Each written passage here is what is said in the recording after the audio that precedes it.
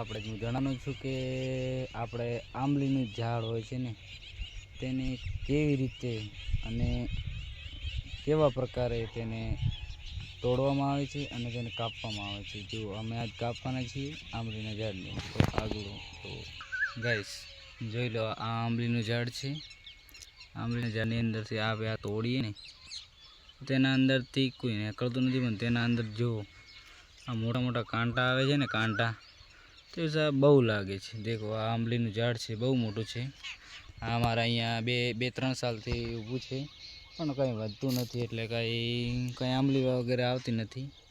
એવી તો રીતે ઘણા આંબલીના ઝાડ છે, પણ કોઈ આજુબાજુ નથી, ઘરે છે। તો જુઓ, અમારે અહીંયા ખેતીવાડી પણ ચાલુ થઈ ગઈ છે। કાલે મેં આ ખેડી પણ નાખી છે, અને જોઈ લો કેવું મસ્ત વાતાવરણ છે। અને સામે પેલો તમને પીપળો દેખાય છે ને, ત્યાં એક મામા બાપજીનું મંદિર છે। તે મંદિરની પાસે પહેલાં એક પીપળો હતો મોટો।